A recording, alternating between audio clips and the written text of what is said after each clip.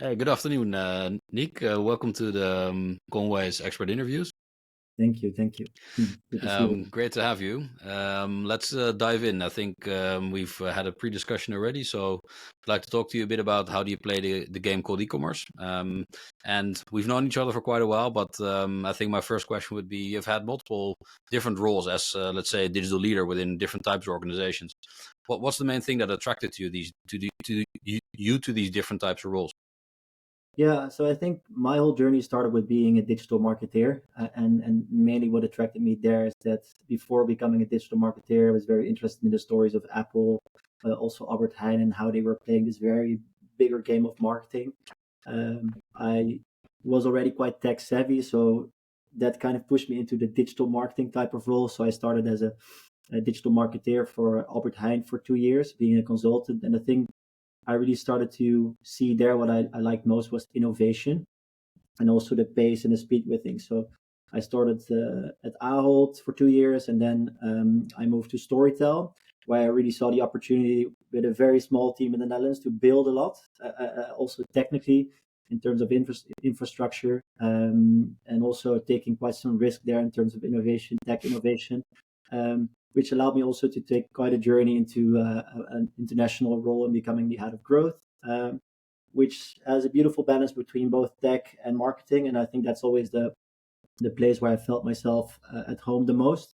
Um, and then from there, in the last year or so at Storytel, I also became quite interested in product marketing. And that's also a role I fulfilled for 2 years almost. And I think the beauty of that role combined with a marketing background is that you really understand the customer and how to innovate towards a customer, um, and then sequencing that into a certain structure with a tech team. So I was always working in the balance between performance marketeers, developers, and that whole landscape. And I think the biggest inspiration there for me is the ability to allow a team of difficult mindsets and difficult backgrounds to innovate towards a specific goal, which really then in the end helps the customer.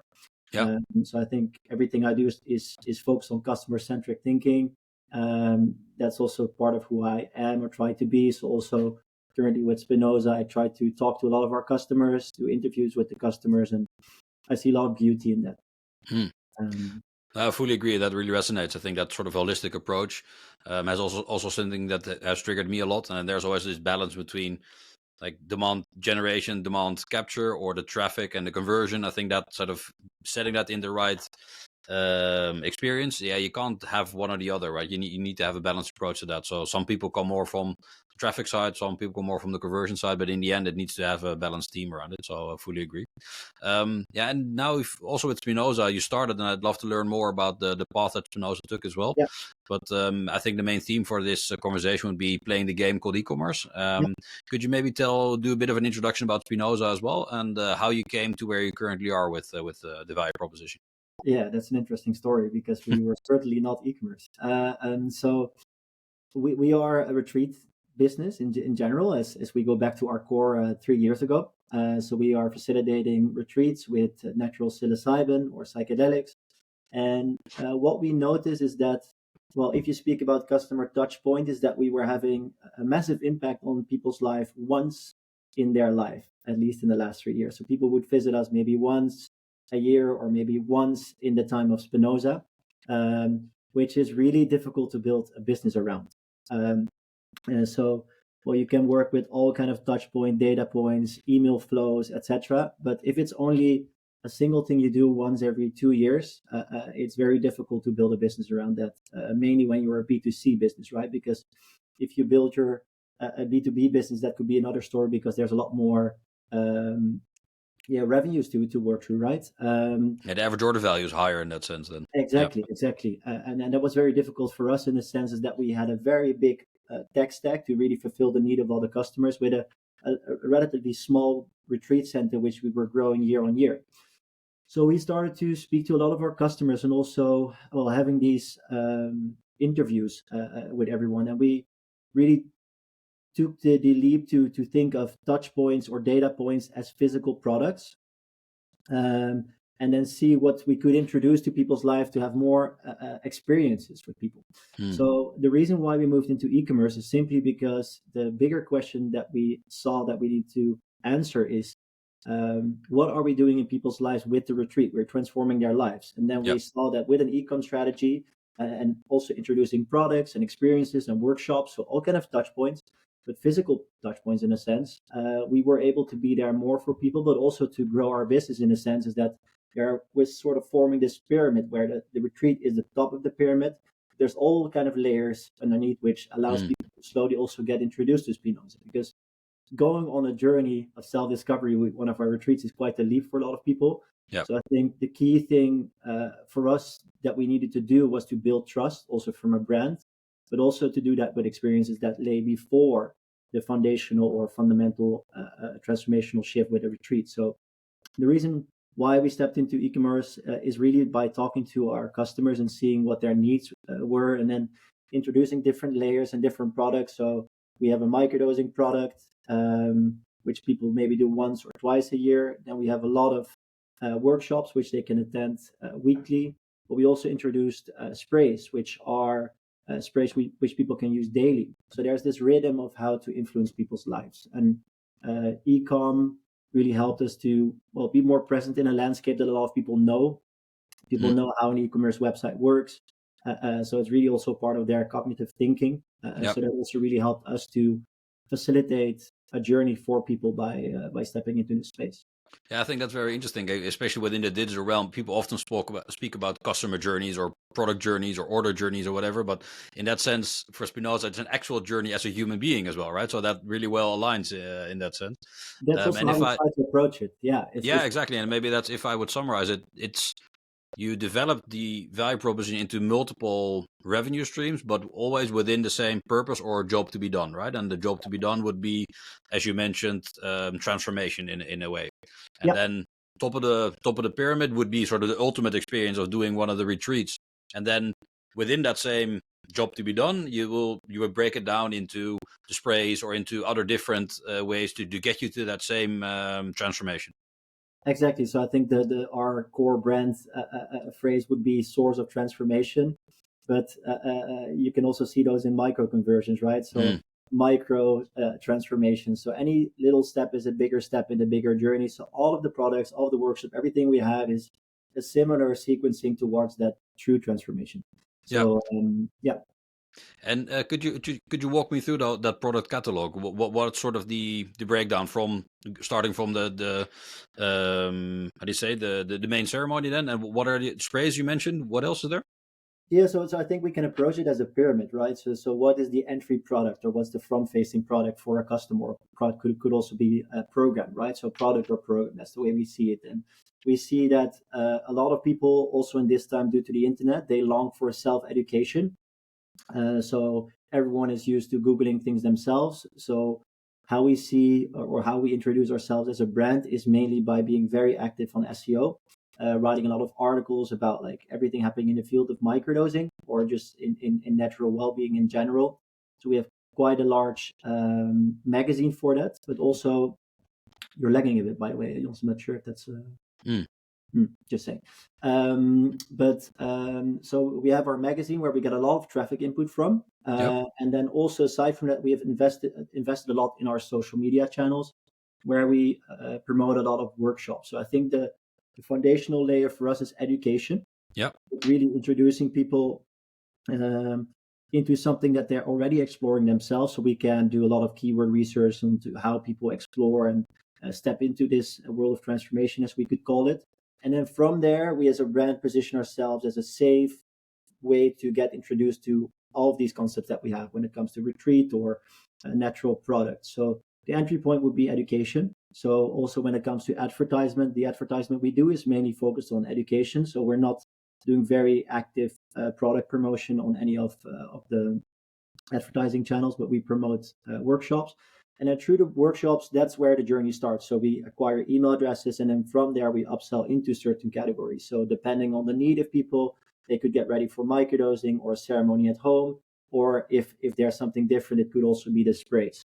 Mm. And then from the sprays, we allow them to journey deeper with us. So then also there's a structure or a parallel layer to it where we have continuous spaces Yep. where people can tap into or connect with like-minded people, because that's also what we see in our community.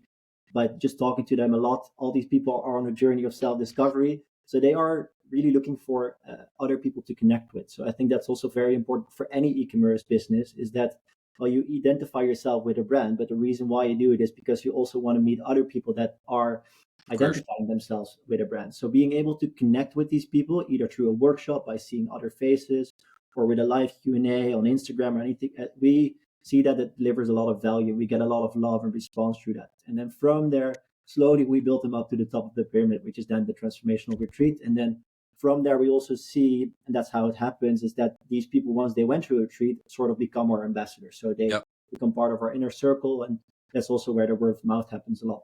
Yeah. No, I think you described it brilliantly in what we often call, sort of from a strategic standpoint, the 3C flywheel, basically, right? From content, commerce, and community. And I think it's really smart that you sort of start from the bottom, and where content is basically, as you call it, education, and then build. And that's also think where you can tap in from like a demand capture point of view, apart from being very heavily invested in demand generation, which is a lot more expensive to do if you already can capture the people who are interested. And that's something what I've learned in myself in terms of marketing. It helps to label marketing as finding people that already agree with you versus trying to convert them to sort of to agree with you, right? And I think it's very smart how you build it up in that sense, from getting them in from the content, then starting with some light commerce, and then building it up towards sort of the full experience in that sense, but always with the same value proposition, because yeah, otherwise you're not building that brand. And I think then the community is sort of the ongoing thing, either online via social, like Instagram or whatever, and then also having these offline get-togethers to turn that into a, a community with a high NPS. Is there anything you can mention on that in terms of NPS? Yeah, well, our NPS is, well, it's above 85 on average. So I think that's quite a good score. We're proud of that as well.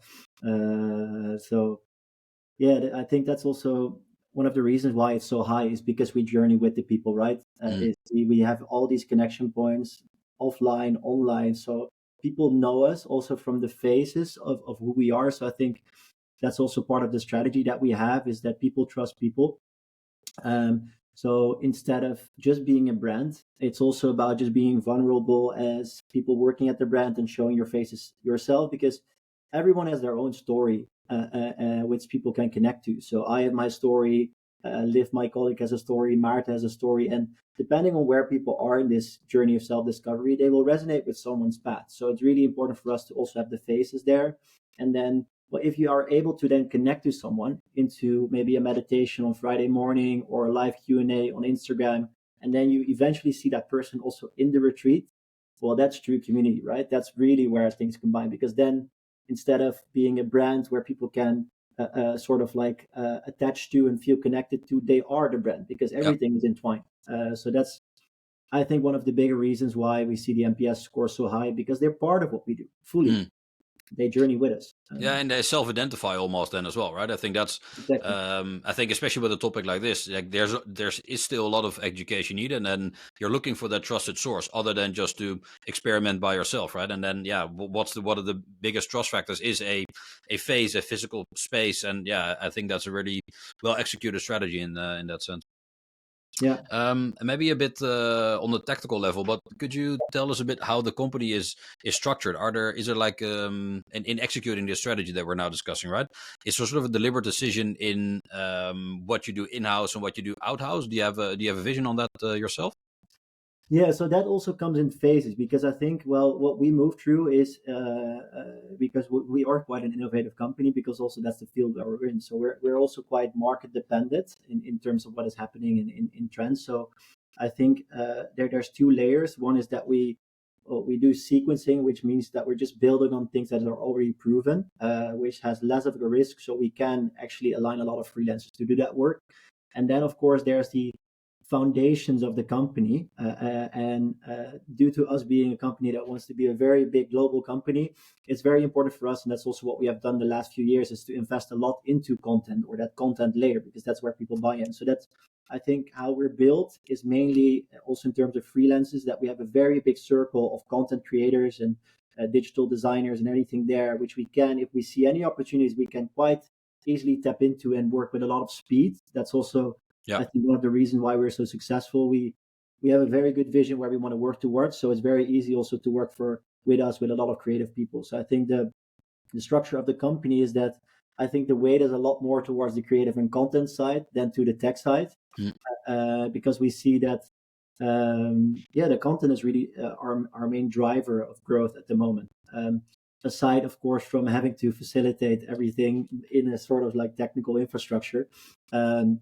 So we've been working with a freelancer on that, Jochem, who's done an amazing job in migrations, in building, and so I think the core team is quite content focused, and then we have a bigger, let's say, balance towards content in general by just creating a lot of new things and seeing what really sticks. So that's also where the risk is, and then we have the foundations in tech and.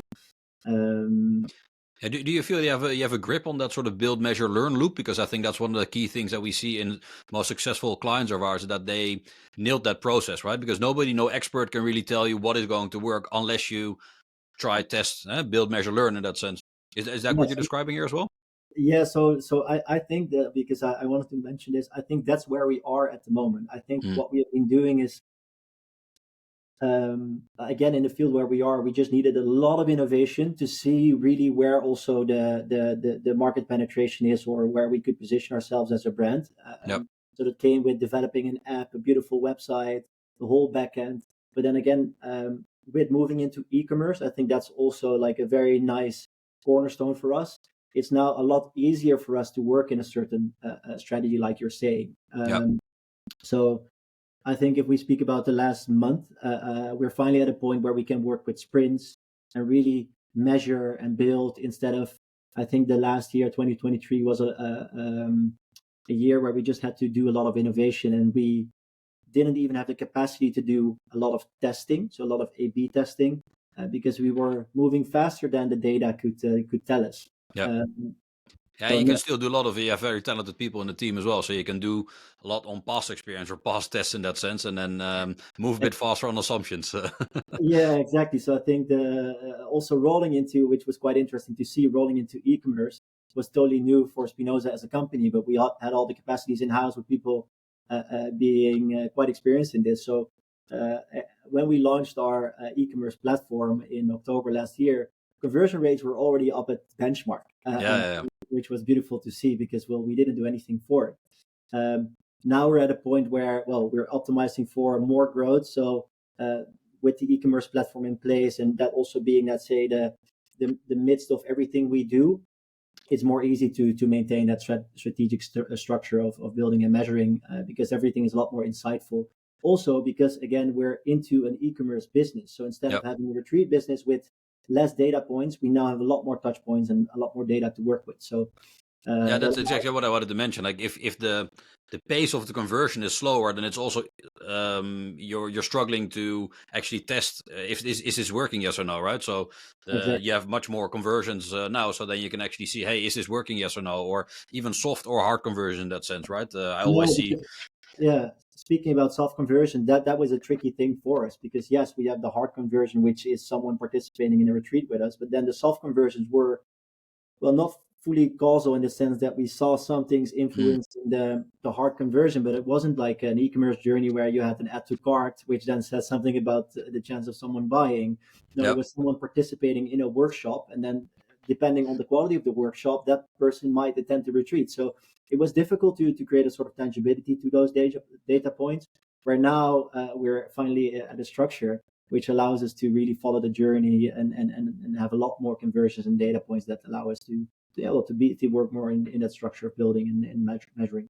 I think that's a really good insight also to on the line. I think that's something I've experienced myself as well. Like the bigger the order value is, the more messy the journey gets in a way, right? Because that's also what I'm experiencing myself now with the Conway buying experience. Basically, is that in B2B the order values tend to be much higher, and therefore the deal cycles are much longer as well. But it's very comparable in a way as in a consumer e-commerce funnel or flow, you really try to get a grip on that funnel and then have a nice, clean, structured funnel. In a sense, at least that's the ambition, right? But Yeah, in a B2B flow, or I think the ceremony business is almost more like a B2B type of approach, it almost is. like a direct sales type of approach, which is different from people just browsing content, looking on your site, finding these signals, and you're trying to analyze that with some analytics tool, basically.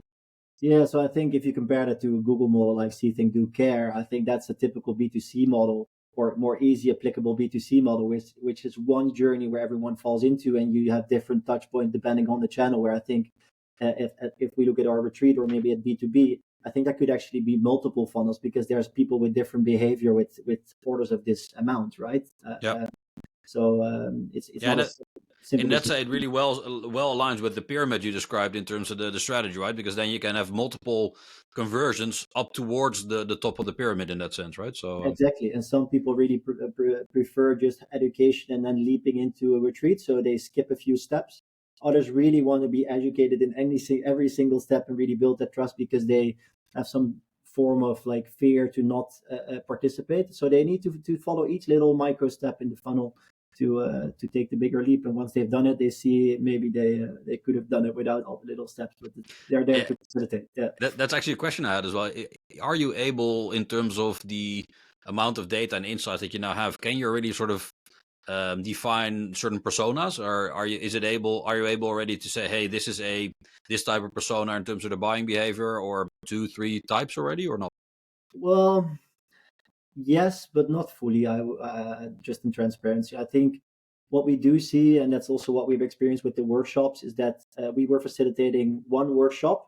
So we were facilitating psychedelic education and microdosing in one workshop, where these people combined in one workshop didn't rhyme at all because they had really different questions, so different backgrounds and Mm, different demands also from us as a brand. So we do see that people come in different layers, and yes, we have some personas which I will go into, but I think if you speak about well the pyramid or the full journey towards the retreat people, the people in the top become other personas than the people entering.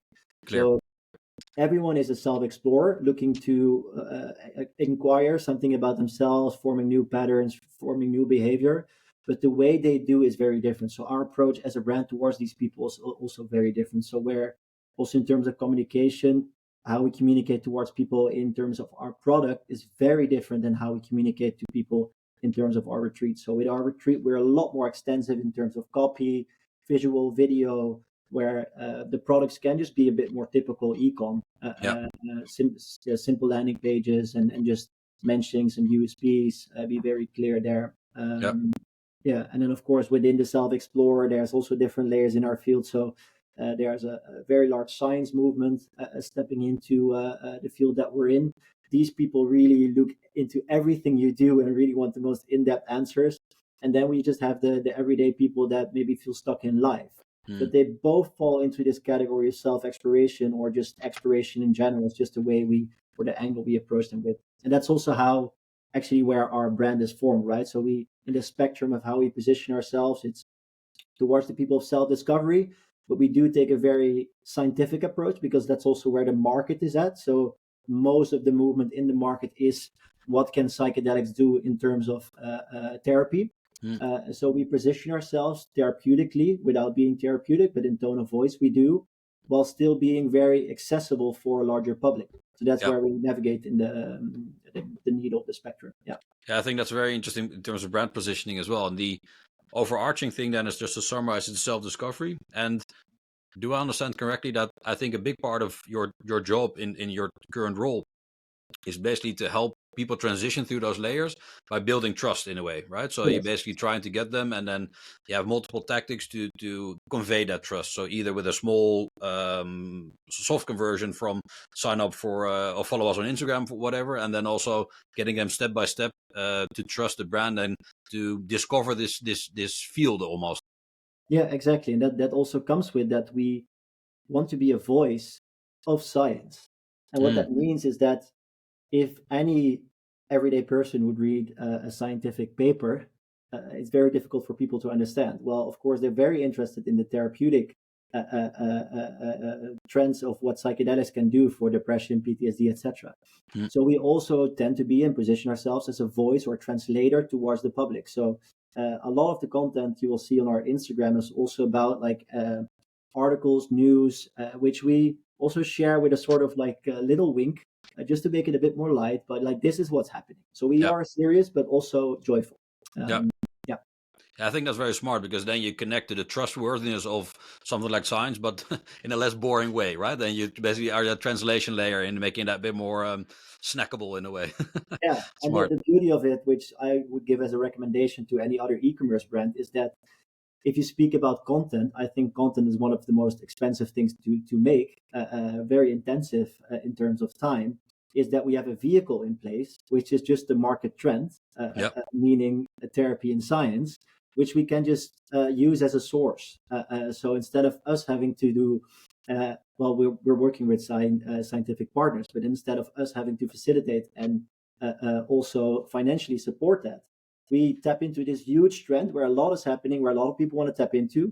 We can distribute that content and make it our own by translating that into something more accessible, which helps also people and the whole field of science to be more entwined. So it's Yeah. a win-win for everyone, I would say. Yeah, so curate and then also translate. I think that makes a lot of sense. And then I think that's a really good tip to include here as well, is that find sort of a wave that you can already surf, right? So there's a wave going on, and then you don't have to create the wave yourself, which No, saves a so lot of money as well. Yeah. this is a fun way to put it, because actually Maarten mentioned a month ago what we were doing at Spinoza 2023 is we try to swim up to the or like try to get the right swim to really catch the wave. But what we were doing is we were swimming too intensely, Mm. so the wave was hitting us on the top. Where also it's really about like finding the right wave, which just pulls you up, which allows you to surf.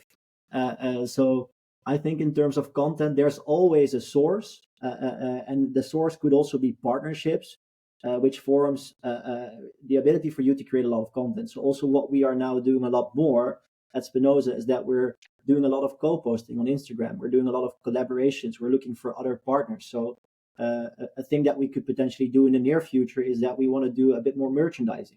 And Mm. then instead of us really building that whole merchandising infrastructure and doing everything else, we just look for a brand which really fits our DNA, and we do it in a collaboration. So instead of sourcing it ourselves and setting up everything there, which is very costly, we do it in a way that like there's sort of symbiosis, and that benefits both. So a simple thing we just did is a giveaway with pure cacao.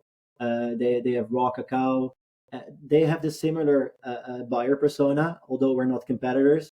And then you create a sort of virality, because well, you're touching the same, you're speaking to the same public, and you're giving away two brands, so both provide from it. So that's Yeah, really you're combining these two audiences or communities on social as well, right? So then, exactly. yeah, it's a win-win for both if it's within the same job to be done or within the same brand purpose in that sense, right? So Yeah, no, both for sure. yeah, Because if the brand doesn't fit, if we take a step too far away from anything like this in terms sure. of co-posting, it's also harmful. Yeah.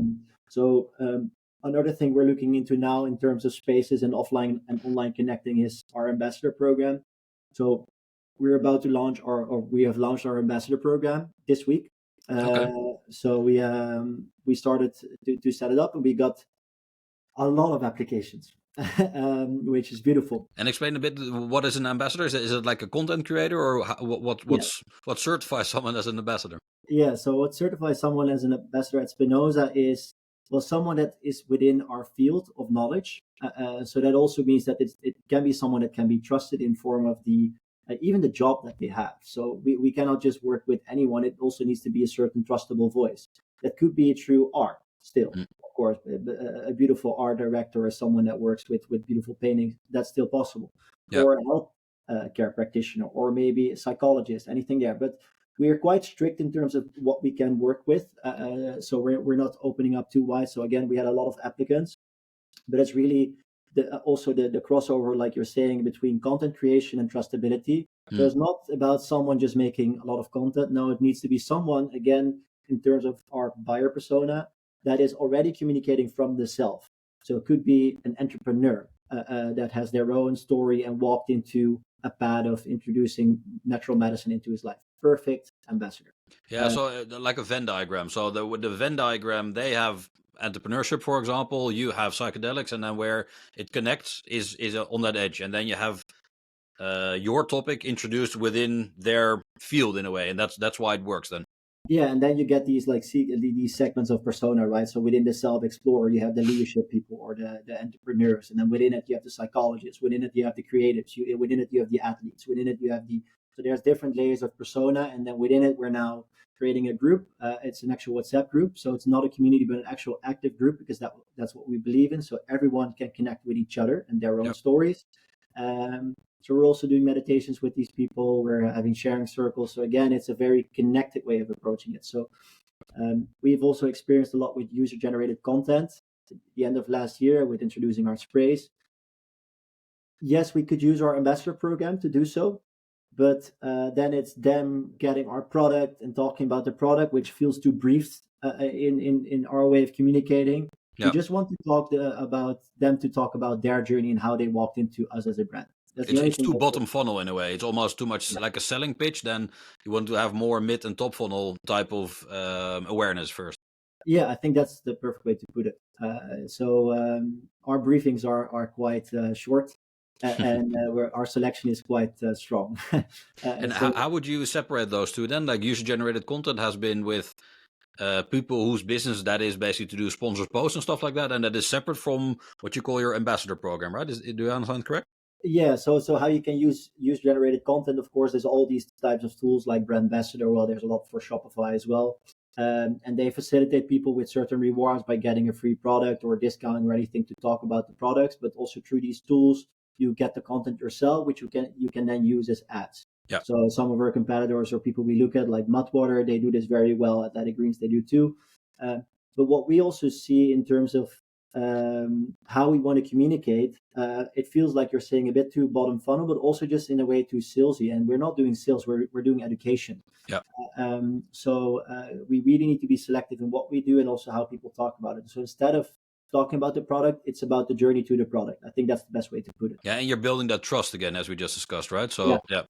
So if Okay. you make a 10-second video saying how I have the sprays in front of me here, just looking at the spray in my mouth and say the taste is amazing and the effects are nice, that's really not fitting our brand. Where it's No. about just why you use the product, why are you using a natural spray every day, Yeah. and then it's what we also see. What outcome in that sense? Yeah, and then what we also see, I think, which I'm super happy about myself personally, is well, if you look at the attention span of social media, it's reducing and reducing and reducing.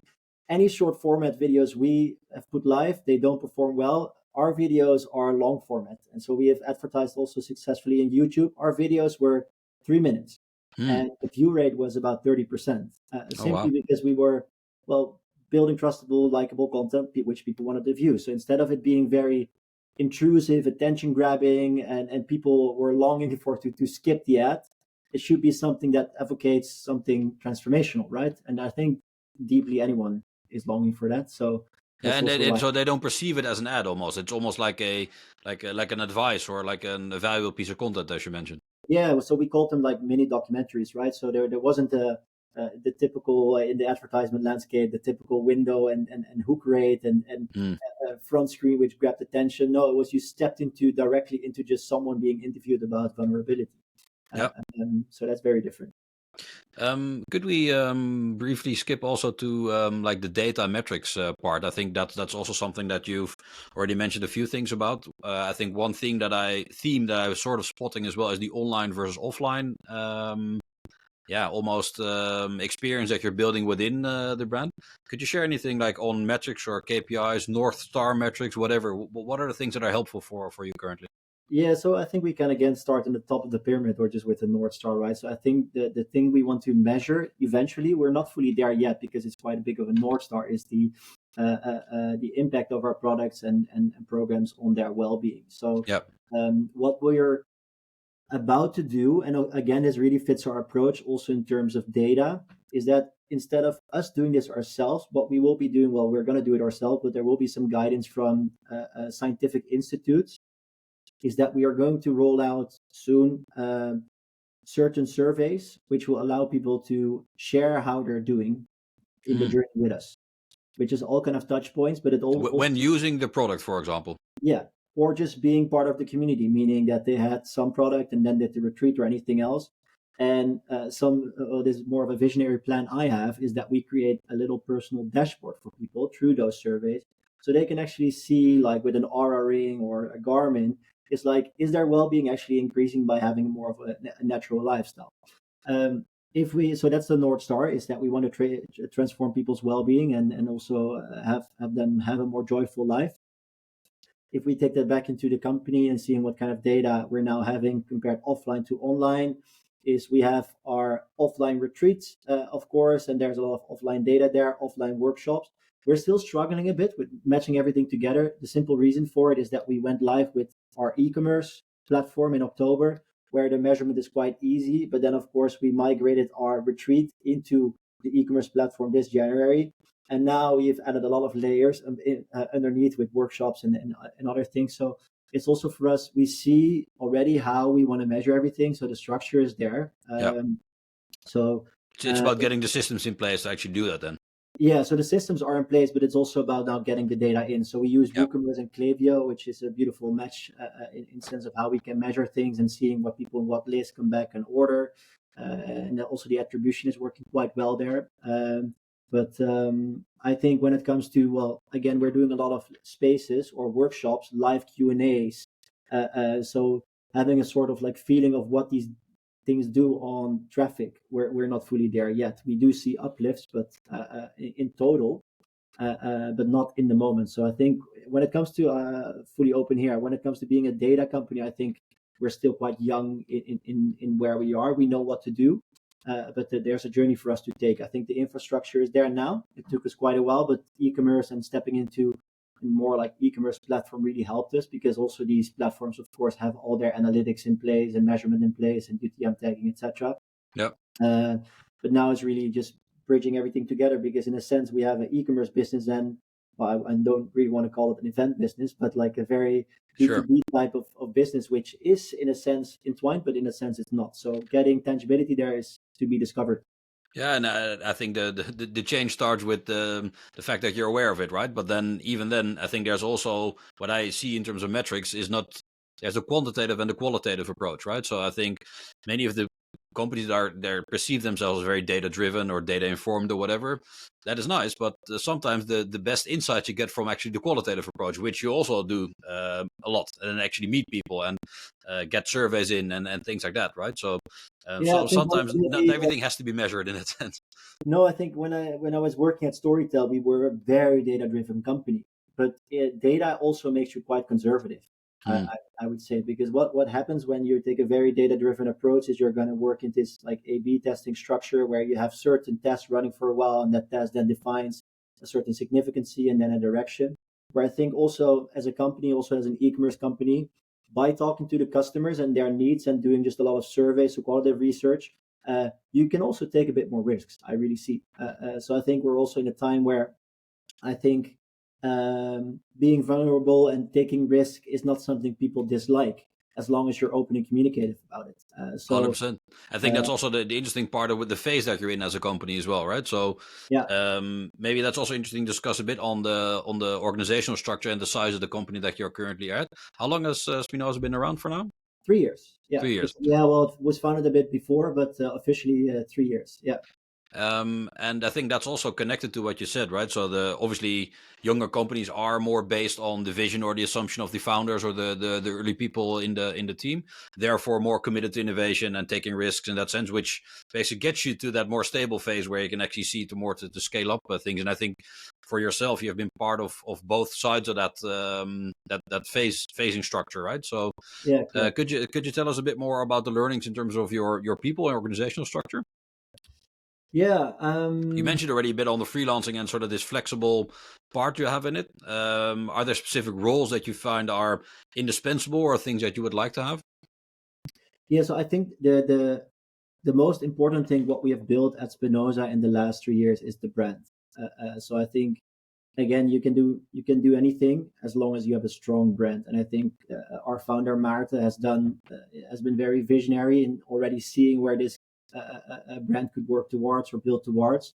So I think the whole foundation, also the structure of the company, has been founded on a brand vision, Yeah. meaning like what is the message that we want to send out to people, but also what is the depth of a brand that we are in the sense of how we're building. And so that came with a very large content driven company. So we had video editors, multiple designers, copywriters, just a lot of it's a long list of people that were working, and it was needed for the company that we wanted to be, because I think the typical ecom structure could also be is that you just I have friends of mine which are starting in ecom. They start very differently. So instead of starting from a brand, they really start from product need, and seeing like can they sort of like get profitable quite easy by shipping certain products out, and then building from there, and then building slowly a brand around it. We have done it a lot more bluntly, which I think also fits Marta, but also me in general, is that we were taking a lot of risk, but well, with a definite trust in where we were building towards. And I think so. We went through multiple phases, multiple propositions, but in the end, also, if I look at the first decks of Spinoza, everything that we are today, with a lot of different ways, is now here. So the vision was to have an Academia Natura, which is our retreat center, and then eventually also an Apotheca Natura, which is our e-commerce platform. Yeah. We are there now in this moment. Exactly. So we're merging those together, and I think that also comes now, looking at where we are, is that we can shake off a bit of weight in the company, is to, in a more organic way, grow into that vision that we have put together. People trust us. We see a lot of engagement on all of our content. So that vehicle is now ready to be, well, launched in a sense. And monetized, yeah. And monetized, yeah. And it's always very hard to predict in what sequence, at least if the vision is there. And what I see with a lot of our clients, like, make more money is not a vision, right? So, and from there, and I think that you've been very clear on that, is in building that pyramid, like leveling up in terms of trust, but starting with the education and content, which very much connected to a clear brand purpose and a clear brand to take away from that. Because if you would start with just a product, then it's not very differentiated either, right? So yeah, but also speaking in verticals, right? So if we just can take the pyramid as an example here continuously, there's also the opportunity to extend anything above the retreat. So you could also go more niche, meaning we go for year programs or year learnings or trainings, or a psychology training program. We've also intended to launch a growth program where we had a 3-year program.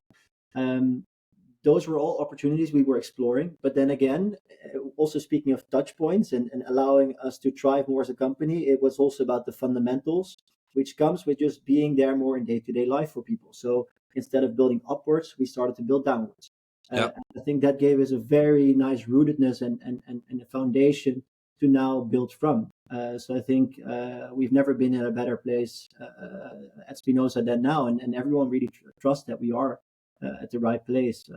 I fully agree. I think that's also how do you say, one of the things that I've really found inspiring to see how you build those different components of that, what we call the flywheel of the content. And as you mentioned, content, commerce, and community, they're in place now, and there are actually revenue models connected to those as well. And I think that's also a phase that is quite messy in the beginning, and you can't really predict in what sequence stuff will happen, but things are getting more established, and then you would say, okay, these are processes you would like to expand or scale or actually invest more in, right? I think that's it's a very interesting way of approaching it. And then again, on any of these things, you can stamp a money goal or money visionary target, saying, well, if we take our community, there's a lot of money to gain if we get these people in with a certain program or anything.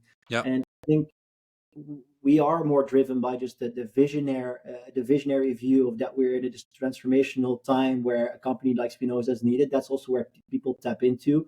And then instead of making them ambassadors with transactional offers like get a 10% discount or you get this and this, so having to put a lot of offers or discount out, we can leave that be because people really connect to us as a brand. So I think that works in revenues or anything, is that instead of having to do discounts or Black Friday or anything of that, like we can just stay away from any of that because people trust it. Yeah, I think that's what you mentioned in the beginning as well, like the connectedness to a brand like Apple, for example, right? So they can charge, what is it, 1, 2, 3 times the amount for similar phones, because they're just not perceived as a commodity, right? They actually add something to the equation. And I think especially within ecom, and also with all these, I don't know, Chinese players moving in, all these different things that are happening, it's a very competitive field. Yeah. And then if you're not differentiated, it's a race to the bottom, and then it's very hard to get out of that. So I think that's a great thing to mention here as well. Yeah, I think we can take inspiration from the quote from Steve Jobs, like the journey is the reward. So instead of rewarding people before they step into our journey with a certain discount or promo, just by being with us and journeying with us and having the workshops and education, everything else, that's where the reward is at. So instead of giving them some type of discount or freebie or anything else, that they're able to journey with us and have these shared spaces is why they're with us. So yeah, we can And also. about values, right? So great marketing is about values, and if you connect to those values, then yeah, same with Patagonia or Apple, or those sort of very loved brands. It's they're clear on their values, and I think that's what you've been doing correct from the beginning as well. Yeah. Yeah. Maybe one final thing on Yeah. technology as well, and then I'd love to also spend some time on points or things you want to discuss as well. Yeah, I sure. think we covered quite a lot already. I think so. Are there any real specific? Yeah, you mentioned a couple of systems like Klaviyo and WooCommerce. Is there one system that you can't really live without, or you really feel that has had a very big impact on the business? Yeah, well, there's a few, I think. The first thing that pops up in my mind is neurons. I'm not sure if you're familiar with neurons. No. So Neurons Inc. or Neurons, they're a tool. It's an AI-driven tool, or it's a neuromarketing tool. So Hmm. they gave hundred thousands of people, or maybe 80,000. I don't know the exact number. That's their sales pitch, but they wired their brains and they let them look at all kind of visuals, which feed it an algorithm. And what we're able to do through that tool, which gave us a lot of insights on how to build the website, for example, and already getting these conversion rate high up, is where are people's minds distracted, or where's their focus going towards. So instead of us spending a lot of budget on advertisement, or by just putting a lot of things out and getting a lot of traffic in on our website to see how things are performing, we could already do that before actually spending money. Smart. It makes So your return on investment also a lot better in that sense, because you know that's gonna convert better as well. yeah, because I think the typical way of setting up nowadays an advertising or campaign is that you have a scaling campaign, and a testing campaign. But Mm. a testing campaign is always going to deliver less than the scaling campaign. So in a way, you're burning money there. So anything you can do prior to that is going to win you Yep. money. So Neurons is definitely a tool which I would recommend anyone working in e-commerce. Also, before pushing out an advertisement, you can see where people look, heat map behavior, anything else. So that's a very valuable tool in the phases that we've been through. They also work with video, so you can also see by letting them watch a video if they are getting distracted. So if there's eyes going down, you will see distraction going up. Sorry. So it's And it's this is very a web-based tool. yeah Nice. yeah it's a very We're gonna link that in the show notes as well. yeah, Nice. yeah, yeah. Try it yourself. I can also give you access to our account if you want to play around. It's not cheap, but it's very valuable because it's money you're not spending on advertisement. Yep. I think we had a lot of value from HubSpot when we were more of a B2B company, but moving into Klaviyo has been a great bet for us because, well, I think that's also one of the points I've written down. I think a lot of these SaaS or software as a service solutions, they are built for scale. So you get a discount as a startup, and then you get into the system, and then all your data is in the system. So I've worked with Salesforce a lot in the past as well. Once you're in that system, it's quite difficult to migrate, or very costly to migrate. And I think we took the leap to move from HubSpot to Klaviyo because we were going into e-commerce, which was like, could we do this? Yes, from a financial point, it's very interesting, but also from a data point, it was very much more interesting because Klaviyo is built for e-commerce. So now also our everything from our retreats is in Klaviyo, and it becomes more tangible because well, we have the other touch points building towards a retreat, so we can now more easily measure the journey, I would say.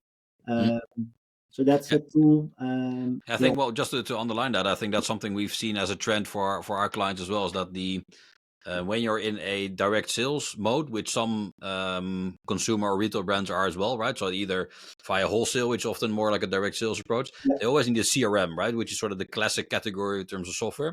And I exactly. often say a CDP, a customer data platform, is sort of the automated modern version for ecom of a CRM. It's basically a CDP is like a CRM on steroids in a way, because it's I agree. dedicatedly built for that. And I think that's something that is quite smart that Klaviyo did, is they integrated the CDP quite early within their marketing automation. So you basically get two systems connected into one, and especially when companies are starting out with ecom, then it's great to have that in one solution. And later, you run into limitations of a specific CDP, and then you can create a separate CDP, like segment or whatever.